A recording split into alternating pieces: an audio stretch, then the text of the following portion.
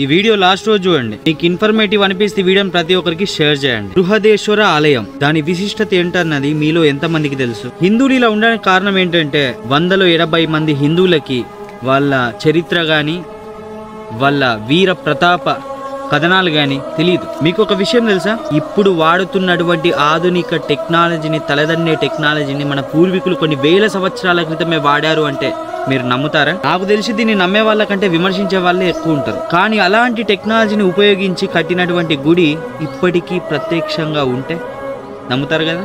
అయితే తెలుసుకుందామా? సరిగ్గా ఇప్పటి నుంచి 1000 సంవత్సరాల క్రితము తంజావూరు తమిళనాడులో ఒక టెంపుల్ని అయితే నిర్మించడం జరిగింది. ఆ టెంపుల్ పేరేంటంటే బృహదేశ్వర ఆలయం. ఈ ఆలయాన్ని నిర్మించిన రాజు పేరేంటంటే రాజరాజ చోళ నిర్మించాడు అన్నమాట. ఇందులో విచిత్రం ఏముంది అని చెప్పేసి అంటారా? ఆగండి అక్కడికే వస్తున్నా. ఈ దేవాలయం దాదాపు 14 అంతస్తుల ఎత్తు ఉంటుంది. 14 అంతస్తుల ఎత్తు ఇదేమంత విచిత్రంగా అనిపిస్తలేదని చెప్పేసి అంటారా? ఈ దేవాలయాన్ని ఎలాంటి డంగు సున్నం గాని ఎలాంటి సిమెంట్ గాని లేకుండా కేవలం ఇంటర్లాకింగ్ అనే సిస్టాన్ని ఉపయోగించి 14 అంతస్తుల టెంపుల్ అయితే నిర్మించడం జరిగిందన్నమాట. ఇందులో ఏముంది బ్రో విచిత్రం అని చెప్పేసి అనుకుంటారా? ఈ ఆలయం గోపురం యొక్క నీడ అసలు మిట్ట మధ్యాహ్నం కాదు, పొద్దుంచే సాయంత్రం వరకు అసలు కింద పడదంట గోపురం నీడ. అలాంటి ఒక కళాత్మకమైన కట్టడం అన్నమాట. ఇప్పుడు ఈ గుడి ఉంది కదా, ఈ గుడిలో ఉన్న శివలింగము భారతదేశంలోనే అతిపెద్ద శివలింగం అన్నమాట. అండ్ ఇంకొకటి, ఈ గుడికి వాడినటువంటి ఏదైతే రాళ్ళు ఉన్నాయో ఇవన్నీ కూడా గ్రానైట్ అన్నమాట.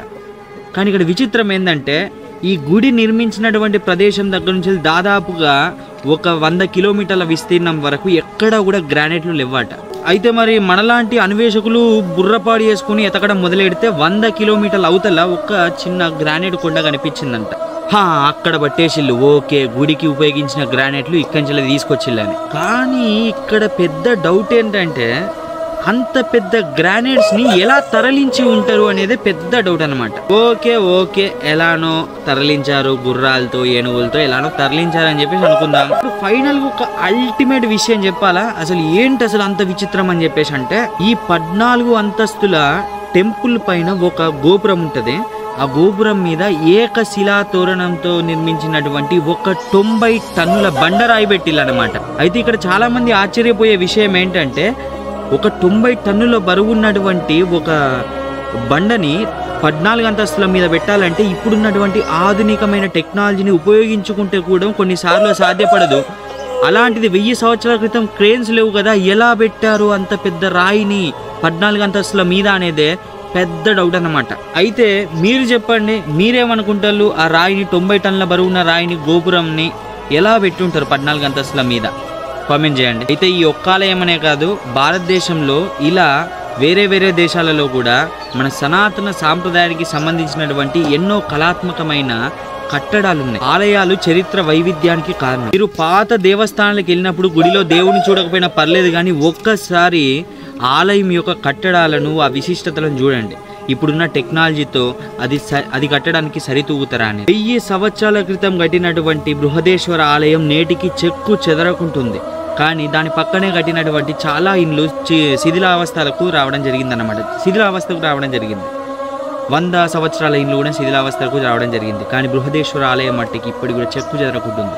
ఇలా ఒక్కటనే కాదు, కేదార్నాథ్, అమర్నాథ్, బద్రీనాథ్ ఇలా చెప్పుకుంటూ పోతే చాలా టెంపుల్స్ కూడా ఈ రోజుకి చెక్కు చెదరకుండా అదే కండిషన్లో, మంచి కండిషన్లో ఉండడానికి గల కారణాలు ఏంటి? దీనికి కారణం క్వాలిటీ కాదు, దైవ శక్తి కారణం. మనకు కనిపించినటువంటి, మన ఇంద్రియాలకు చిక్కనటువంటి ఒక దైవిక శక్తి అనేది ప్రపంచాన్ని అల్లుకునుంది. అది ఇంద్రియాతీతం. దాన్ని మన ఇంద్రియాలు గమనించలేవు, గుర్తుపట్టలేవు, దాన్ని అనుభూతి చెందలేవు. మన ఆలయ చరిత్రలు కనుక చూసుకున్నట్టయితే ప్రతి ఆలయానికి ఒక క్షేత్రపాలకుడు ఉంటాడన్నమాట. ఈ ఆలయ క్షేత్రపాలకులే ఈ ఆలయాన్ని సంరక్షించడంలో బాధ్యత తీసుకుంటారని నేను చెప్తా ఉన్నా. సో ఎందుకంటే ఇది మన పురాణాల ప్రకారం కూడా ప్రతి ఆలయానికి ఒక క్షేత్రపాలకుడు ఉంటారు.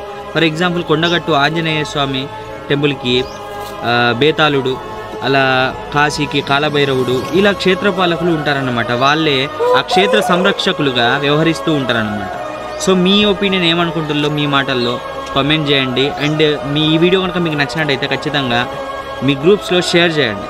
అండ్ ప్రతి ఒక్కరికి కూడా జై శ్రీరామ్, జై శ్రీరామ్.